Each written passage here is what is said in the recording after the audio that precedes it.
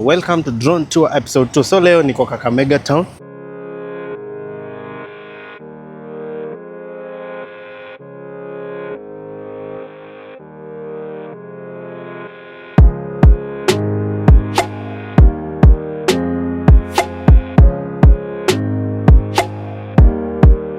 Nataka kuwashow some parts za Kakamega, na leo naanza na interior parts.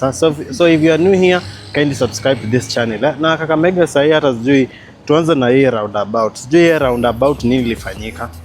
Kitambo ilikuwa na maji. There was some sprinkling water here, but nowadays hakuna maji hapa. I don't know what happened. Okay, sasa tuende huko ndani kwa soko na watu wa Kakamega mupaint manyumba zenu bana. Zinakaa aje? Alafu if you are within Kakamega na unawatch video, make sure umenipigia simu nikufanyie video advert bana. So hii ni side ya huku penye naonyesha ni side ya nini? Hii ni on your way to Mumias. Kama unataka kwenda Mumias hivyo, na kama unataka kwenda the previous hotel tulifanyia pia advert inaitwa Amanda, iko unaenda this side ni 50 bob kwa tuk I think. So utashikia mahali panaitwa Joyland, then unaweza just walk just few meters. Then huko side ya juu huko ni penye roundabout, huko ndo penye unatokea Kakamega, ndo kuna ofisi ya governor on my left, then my right huko ndo kuna hiyo Hatia supermarket penye one of my best friend yako hapo wasikosi kufanya shopping. So tukienda this way tunaenda kwa soko.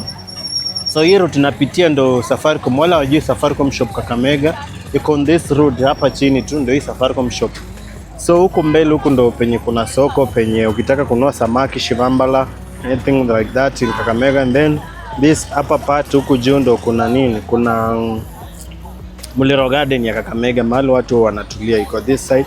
Then unakumbuka last video tulifanya advert ya hiyo building, hiyo Naivas supermarket ama Naivas Mall. By the way ni Cathedral Mall. Naivas iko tu hapa but inaitwa Cathedral Mall.